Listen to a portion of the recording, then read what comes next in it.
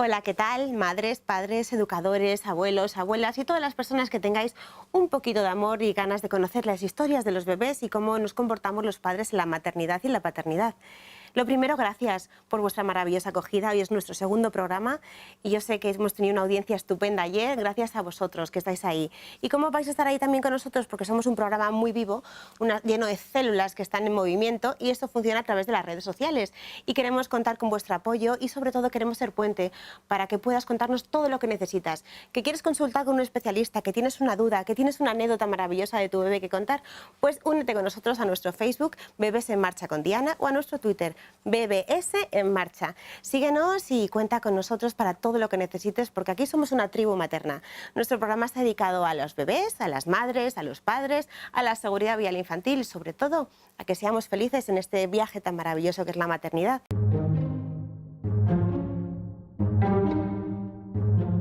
Y como hablamos en el primer programa, que la maternidad y la paternidad no es como un anuncio, vamos a recordar que lo que más nos importa a los padres siempre, desde el segundo uno que vemos el predictor y tenemos las dos rayitas y sabemos que vamos a tener un bebé, es la salud de nuestros hijos. Y hoy en A Todo Corazón vamos a hablar de salud y lo importante que es la donación en vida. Tengo el placer de contar con nosotros con dos mujeres maravillosas y que se entregan completamente a su trabajo y en su labor. Es una labor preciosa que por eso yo quería que la asociación EPA estuviera hoy con nosotros.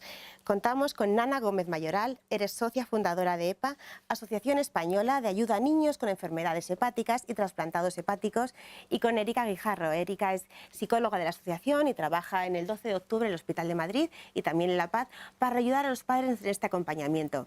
Bueno, Nana, bienvenidas, gracias. Y cuéntanos qué es EPA. Mira, pues EPA es una asociación que surge para cubrir un hueco que padres con niños con enfermedades hepáticas o trasplantados hepáticos nos encontramos. Nosotros somos un grupo de familias y amigos de niños afectados por este tipo de patologías que coincidíamos sobre todo en los ingresos de nuestros niños en el hospital. Y bueno, echábamos en falta pues el poder compartir, el saber cómo iba a ser la vida de nuestros niños un poquito más adelante del momento en el proceso en el que estábamos nosotros, y surgimos principalmente desde el espíritu de ayuda y desde el querer dar esperanza a los padres que venían detrás. Porque en ese momento pues todo son dudas, ¿no? Todo es, tú esperas un niño sano, llega un niño enfermo y no sabes muy bien cómo va a ser la vida de ese niño. Entonces, ver niños que ya habían pasado por el trasplante, verles que tienen una vida prácticamente normal, pues ayuda mucho. Y eso es lo que nosotros buscamos desde la asociación. Entonces, tú antes viviste tu caso con tu hijo. Sí. Entonces, ¿cómo fue? ¿Cómo te lo contaron a ti? ¿Cómo te enfrentaste tú a esto? Para que si hay una madre que ahora mismo está en la misma situación, pueda ver en ti una esperanza, ¿no? Una luz. Pues miran, hay infinidad de patologías hepáticas que pueden llevar a un niño a necesitar un trasplante, ¿vale? El caso de mi hijo es la patología más frecuente. A pesar de ser una enfermedad rara, que es poco prevalente, pues es la que más veces indica el trasplante. Entonces, a mí mi hijo nació supuestamente sano y al segundo día de vida tuvo un fallo hepático. Vieron que el niño se empezaba a poner amarillito, no le dieron mucha importancia en un primer momento, le hicieron una analítica, tenía la bilirrubina un poco alta, pero bueno, hay muchas veces que tampoco hay que alarmarse porque hay ictericias que son benignas y que se superan simplemente con exponer a los niños un poquito a luz solar. Intentaron hacer eso con mi hijo y en lugar de superarlo, pues tuvo una crisis más fuerte. Entonces se dieron cuenta que había un problema más grave. Y al segundo día de vida nos trasladaron al Hospital de La Paz y en ese momento nos dijeron que el niño necesitaba un trasplante. Claro, imagínate. ¿Cómo te enfrentas a una mujer que acaba de dar a luz? Vamos a hablar también con la psicóloga, ¿no? ¿Cómo se enfrenta a una mujer como ella? Yo la veo llena de vitalidad, pero tiene que ser un palo enorme donde no sabes qué hacer. Yo me encontraría, digo, ¿qué hago ahora, no? En un caso así, cuando acabas de tener a tu bebé, con toda la ilusión del mundo y saber que quieres protegerlo, más que nada en el mundo. Claro, en ese momento lo que nos encontramos es una familia, un padre y una madre con muchísimos miedos, mucho sentimiento de culpa, pues bueno, una situación a la que... ¿Culpa por qué? Pues porque muchas veces se preguntan qué hice mal en el embarazo, esto depende de mí, a pesar de ser... Porque No, Eso, sí, bueno, la culpa es algo que va desde el segundo que nos Claro. quedamos Claro, embarazadas. al final Sí. es una responsabilidad, ¿no? Tú acabas de dar a luz a un bebé que, claro, que tú consideras bueno, que es lo que yo he podido hacer mal, porque él acaba de nacer y que, o sea, qué mal, o sea, qué puede haber pasado si yo pues he hecho todo lo que me dijeron durante el embarazo, acudí a todas las revisiones, pero ¿qué ha pasado aquí para que un bebé que acaba de nacer, en el caso de Nana, 2 días de vida, ya tenga una enfermedad, ¿no? ¿Qué es lo que pasa aquí? Pues bueno, en ese momento lo que hacemos es acoger a la familia, que se sienta arropada y intentar acompañar durante todo ese proceso hasta que, bueno, pues se va resolviendo un poco y le dan la noticia, se confirma el diagnóstico. Una vez que ya tienes el diagnóstico y te enfrentas a estar muchas horas, muchos días, incluso meses en un hospital, ¿cómo se vive, no, ese proceso? Bueno, pues se vive de una manera muy complicada porque no es el segundo día de vida, te dicen tu hijo necesita un trasplante y ya tienes el diagnóstico. Sí sabes que tu hijo en algún momento de la vida se va a tener que enfrentar a eso, pero no tienes un diagnóstico real, ¿no? Al principio pues son muchos meses de incertidumbre hasta que se confirma cuál es la patología de tu hijo, porque hay muchas patologías diferentes, como ya te he dicho, y no todas necesitan el trasplante en el mismo momento, ¿no? Por ejemplo, la patología más frecuente, que es la de mi hija, de mi hijo, ellos necesitan el trasplante dentro del primer año de vida. Pero luego hay otros niños Ay, son que tan chiquititos que dices, tan frágiles y tan sí, fuertes. tan fuertes. Porque son, eso sí que son superhéroes. Vuestros hijos, vamos, Sí, son... nosotros Así en les- la asociación hacemos siempre esa comparación. Nosotros, bueno, los niños son niños especiales, ¿no? Nosotros siempre lo decimos, llevan la sonrisa grabada en la cara y te hacen todo mucho más fácil. Y son unos niños muy, muy fuertes. O sea, yo tenía una hija mayor a la que crié entre algodones, un montón de meses sin el suavizante, un montón de tal, el esterilizarlo todo, un montón de precauciones que luego cuando tienes un niño que se cría en un hospital te das cuenta de que no son tan delicados como tú te crees, ¿no? Entonces son niños con una fortaleza extraordinaria. Pues niños y madres, porque yo la veo a ella, veo los ojos, el brillo que tienen los ojos, o hablo, por ejemplo, como hablé con otra niña, la mamá de Julia, Sí. que afortunadamente vamos a mandarle un beso muy fuerte a Julia, que yo sé que ya estás bien y que gracias a esa madre hoy estamos juntas y podemos hablar. Sois padres especiales también, o sea, igual que hay niños superiores, sois unos padres con una fortaleza que no sé de dónde la sacáis, esa fuerza. Bueno, yo creo... No nos queda otra, pero... Son un gran equipo. Sí. O sea, no hay duda de que al final el niño es quien nos marca un poco los tiempos para todo, pero ese niño sin una familia detrás, al final no deja de ser un niño y necesita mucho de los adultos para que cada día pues bueno, poder superar esos pequeños retos que les va poniendo la vida. Yo tengo una frase muy bonita que me dijeron que los niños especiales saben dónde nacer, ¿no? Pero yo considero que los niños especiales hacen a los padres especiales.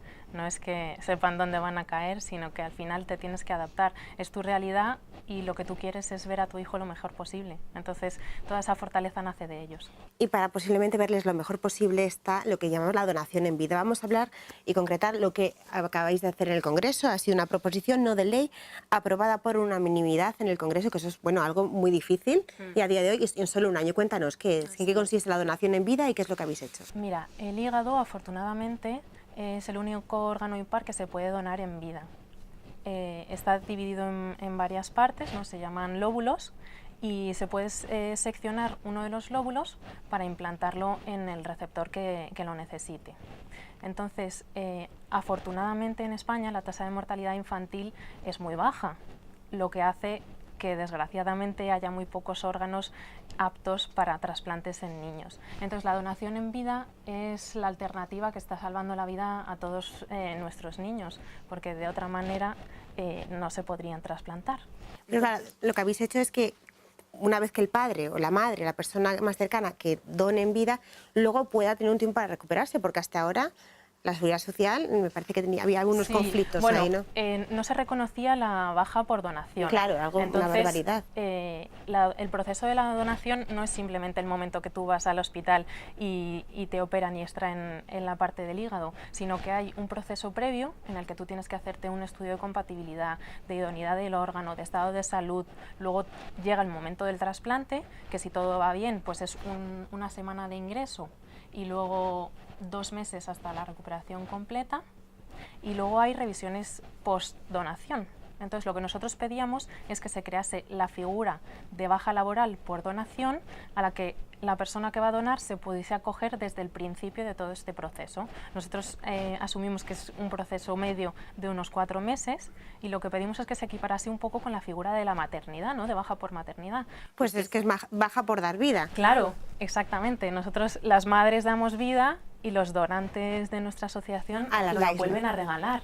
Entonces nosotros creemos que es un acto de una generosidad tan grande que no podía estar encima penado, ¿no? Sino que hay que protegerlo. Y lo que hemos pedido es eso, que se cree la figura y que pues, se garantice el puesto de trabajo, se permitan las faltas que sean necesarias para todo este proceso y además protegeríamos también a las empresas, porque ahora mismo todo ese coste lo tienen que asumir las empresas. Yo me quedo con lo que has dicho, regalar vida. Creo que sois unas personas muy especiales, con una generosidad extrema. Gracias por estar con nosotros y vamos a recordar a todas las personas que nos están viendo que si quieren colaborar con vosotros, la página es www.asociacionepa.org. Lo iréis viendo también en los rótulos, pero si podemos echar una mano a personas que tienen esta generosidad y esta valentía, creo que un día como hoy es muy importante. Gracias y felicidades, que sé que lleváis 3 años la asociación y estáis consiguiendo absolutos milagros. Un beso a todos los niños. Gracias.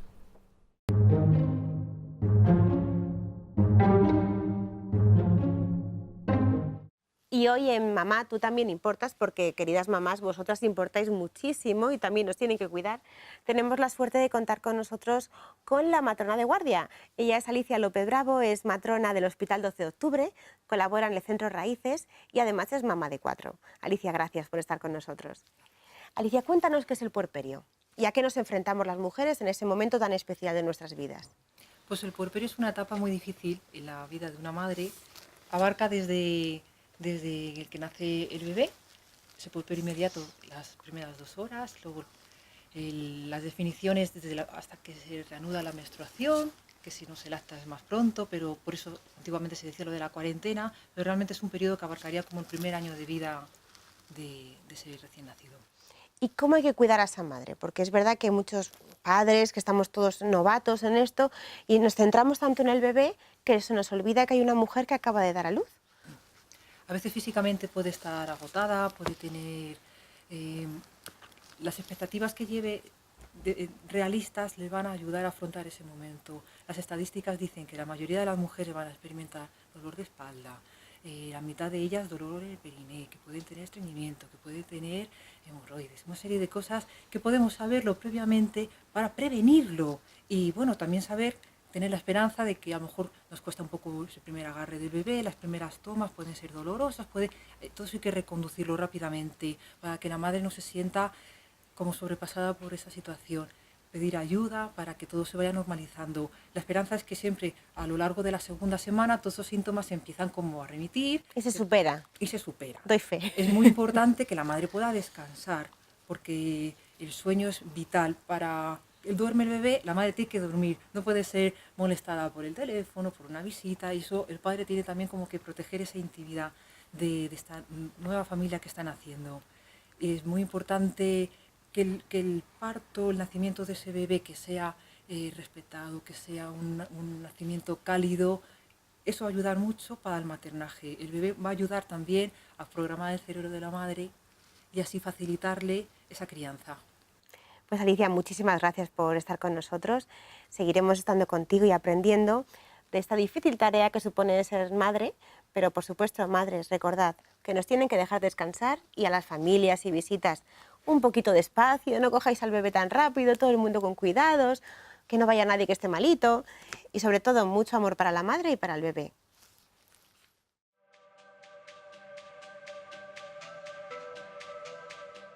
Y en esta nueva edición del Sentido de la Vida contamos con Cristina Barroso. Cristina, gracias por estar con nosotros. Cristina, hoy nos vas a hablar de la historia. Sí. Cuéntanos de qué historia y qué vamos a aprender.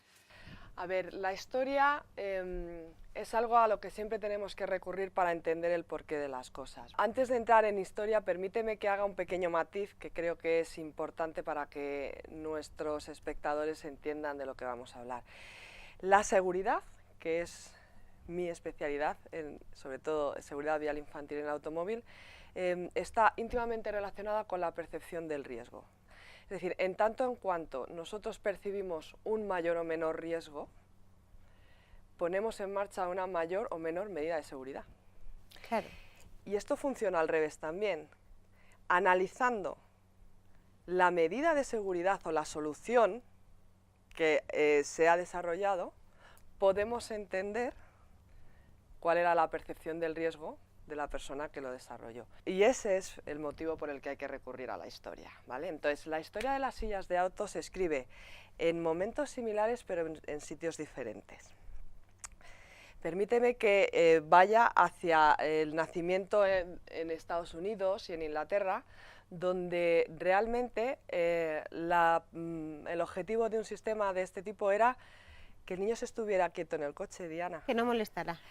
Más que no molestara, porque también era un tema de seguridad en tanto en cuanto un niño en movimiento puede distraer al que conduce, ¿no? Entonces, cuando viajaba un adulto solo con un niño solo chiquitito, la problemática que se planteaba, si ese niño se movía, podía ocasionar un accidente. Entonces, era más que nada proporcionarles un entorno en el que se estuvieran quietos, pero que no se enfadaran tampoco, ¿no? Entonces, había soluciones diversas, como llevarles tumbaditos, ¿eh? Y entonces, claro, tú miras la solución de tumbadito y dices, madre mía, da un poco de susto, ¿vale? Dan bastante miedo.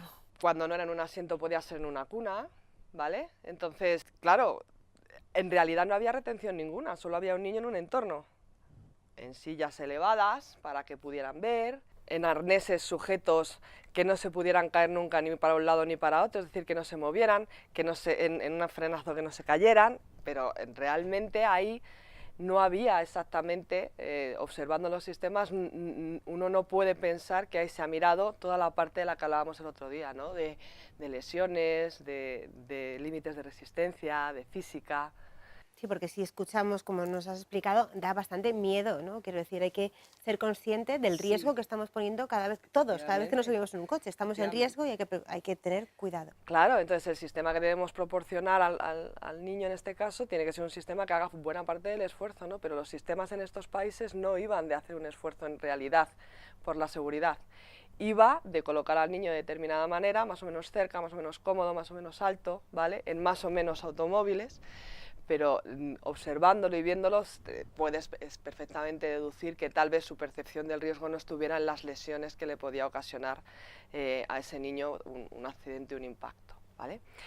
Y esto más o menos estamos hablando de los años 50, los años 60, los años 70, y en esa época también nace la seguridad infantil en Suecia, pero nace de otra manera completamente distinta, ¿vale? Porque en Suecia abordan la seguridad del niño después de haber abordado la seguridad del adulto.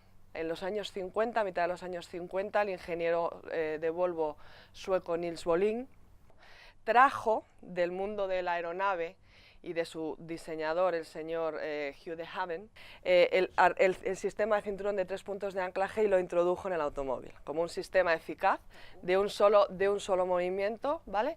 Y entonces, ellos resolvieron la seguridad en el automóvil del adulto, nada más desarrollarlo, liberaron la patente para que pudieran el resto de fabricantes ponerlo en marcha, y es el sistema de seguridad que más vidas ha salvado a lo largo de la historia de la automoción, ¿vale?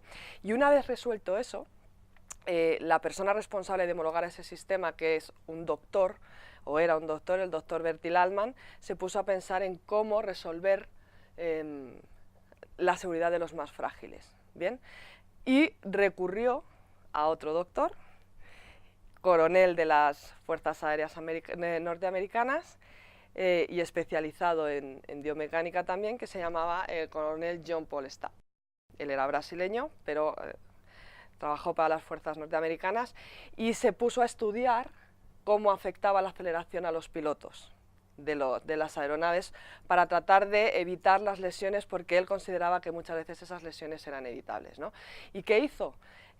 Analizó la fuerza que ejerce sobre su propio cuerpo, o que ejercía sobre su propio cuerpo, la aceleración. Estamos hablando del primer dummy en realidad, ¿vale? Él tenía un muñeco pero no le servía. Entonces, él hizo de dummy y observó varias cosas. Observó que en las primeras pruebas en las que él se colocaba de espaldas a la marcha no era capaz de llegar a ninguna conclusión, porque el asiento absorbía toda la energía y no se enteraba de nada. Y luego, con esas conclusiones, se puso de frente y empezó a hacer pruebas de frente ya así a diferentes aceleraciones y deceleraciones, ¿bien? Y con esa conclusión dijo, vale, pues si a mí no me pasa nada de espaldas a la marcha, entiendo que el pasajero más frágil desde el punto de vista de la aceleración, que es el problema al que yo me enfrento cuando me monto en un automóvil, debe de sobrevivir sin problemas a un sistema con un sistema de espaldas a la marcha. ¿Y cuál es el pasajero más frágil? Los bebés y los niños. No, desde el punto de vista de la aceleración es el astronauta. Ah, Porque es el que mayores... Es que Madre claro, esa mía, pregunta uy, tiene Cristina. truco, es que esa Es que- pregunta tiene truco. madre Claro. mía, veías por tu camino ahí. Claro, esa pregunta tiene truco. El astronauta. El astronauta, desde el punto de vista de la aceleración, el pasajero más frágil es el astronauta porque en el momento de la maniobra de amerizaje, cuando impacta contra el mar, es cuando mayor aceleración, pico de aceleración, sufren, ¿no? Y la única manera que tienen de hacer esa maniobra es a contramarcha, es al sentido contrario de la marcha. Entonces, el coronel Stab rediseñó el interior de una nave espacial y la primera que se puso en marcha con esta nueva medida de seguridad fue la misión Gemini, y esa fue la que el doctor Allman estaba viendo por la televisión cuando dijo, vale, dijo, bingo, si desde el punto de vista de la aceleración el pasajero más frágil, que es el astronauta, puede amerizar de espaldas a la marcha, ya tengo la solución para mis niños. Porque los pasajeros más frágiles en el coche, aunque no, la aceleración no sea tan grande, obviamente, son ellos. Y dio con la solución, y entonces se puso en contacto con Volvo, con el que ya había trabajado, y se puso en contacto con una nueva empresa, con una empresa que en ese momento hacía equipamiento de alta competición, concretamente de arnés, que era Clipan. Y juntos, los tres, él desde el punto de vista médico y los otros desde el punto de vista de la seguridad y del conocimiento de los dispositivos y del comportamiento del coche, desarrollaron lo que sería la primera silla de auto a contramarcha, y es sobre la que está fundamentada toda la normativa sueca de homologación de sistemas de retención infantil, ¿vale, Diana? Esa normativa, que se llama T-Standard, o que formó parte del entonces T-Standard sueco, fue la primera normativa de homologación de un sistema de retención infantil en el mundo, y se fundamentó en la silla que diseñaron el señor Bertil Allman, el doctor, con Volvo y con Clipan. Y esa silla es la que yo te he traído hoy Bueno, esto es aquí, una primicia, a es ti, una sí, exclusiva. para enseñártela. Aparecen muchas fotos. Me encantaría verla Sí. y tocarla y saber Sí, lo sí, porque esto es historia y bueno, ¿Puedes sí, ponerla aquí? esto es que historia. la vean nuestros espectadores. Esta es la mítica silla que sale en tantas y tantas... No dista mucho de las de ahora. que no de dista forma- mucho. ¿Hace cuánto tiempo? Estamos hablando hace más de 1967. a 50 años.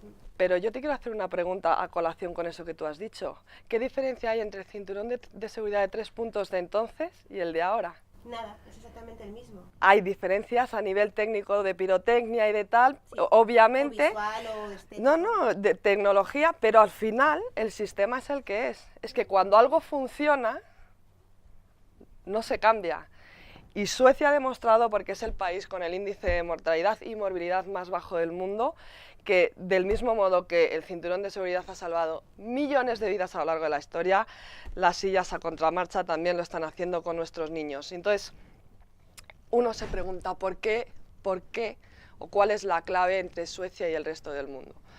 Pues yo creo que la clave está en el nivel de exigencia por parte de en este caso, de las autoridades. En el resto del mundo se habla de fallecidos y se pone el foco en el fallecido. En Suecia, sin embargo, se pone el foco en el lesionado. Su objetivo es la lesión cero. Es como pretender llevar una clase al sobresaliente. Pues habrá mucha gente de sobresaliente y habrá gente que se quede en el notable o en el bien. Pero si aspiras al suficiente, es muy posible que la gente suspenda en un porcentaje. Y estamos hablando de vidas. Entonces, realmente, si alguien se pregunta por qué en Suecia sí, allí no es que tengan un clima distinto ni tengan un gen diferente al del resto de la humanidad, es que simplemente su nivel de exigencia es mucho más alto y aspiran a la lesión cero. Y esto que tú tienes aquí delante y que ha hecho historia, es el único sistema diseñado para, o con el potencial de alcanzar la lesión cero. En el impacto más frecuente y lesivo, que ya vimos el otro día, que es frontal. el frontal.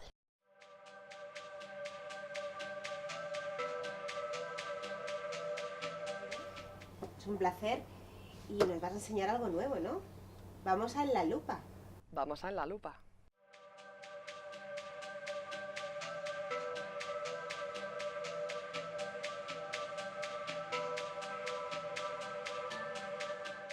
La 1 es un remake de la primera silla desarrollada por Klippan en 1967 y también está fabricada por ellos.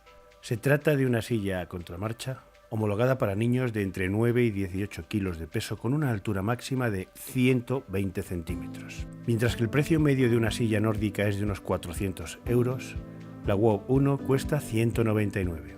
Para ello, se han mantenido las exigencias en seguridad originales, prescindiendo de prestaciones accesorias relativas al diseño. Una silla de seguridad versátil debe admitir la instalación en cualquier vehículo, sin importar marca, modelo o fecha de matriculación. La única manera de conseguir esto es utilizando como sistema de anclaje el cinturón de seguridad presente en todos los vehículos. La WOW 1 se instala por tanto con cinturón de 3 puntos de anclaje. En una deceleración brusca, las sillas a contramarcha necesitan bascular para absorber la energía del impacto. Sin embargo, este movimiento tiene que ser controlado, pues un exceso en la inclinación hacia atrás puede tener consecuencias graves para el corazón al producirse un exceso de presión sobre el tórax y para la cabeza si en dicho movimiento acaba saliéndose del respaldo golpeando alguna estructura rígida del coche. La pata de apoyo de la silla WOW parte de la zona alta del respaldo para controlar el ángulo de basculación, permitiendo así un ángulo reclinado eficaz para los más pequeños, sin por ello comprometer su seguridad. En cuanto al retroceso que experimenta la silla tras el impacto, ocurre algo parecido. Si no se controla, la inercia del movimiento puede ocasionar un atrapamiento del niño entre el dispositivo y el respaldo del asiento donde va instalado.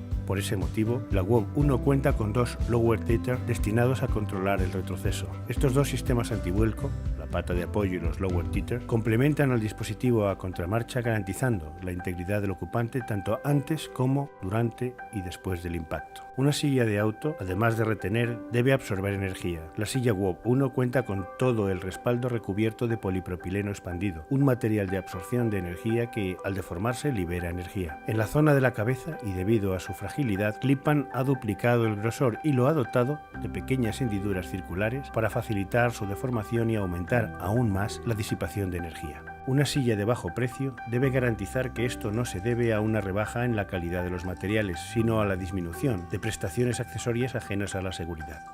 La fecha de caducidad de los dispositivos es la garantía de que la rebaja no ha afectado a los materiales. La silla WOW 1 está fabricada con plástico inyectado de primera calidad y cuenta con una caducidad de 10 años, que es el tiempo máximo permitido para la homologación de este tipo de dispositivos en Finlandia, donde está afincada la empresa Klippan.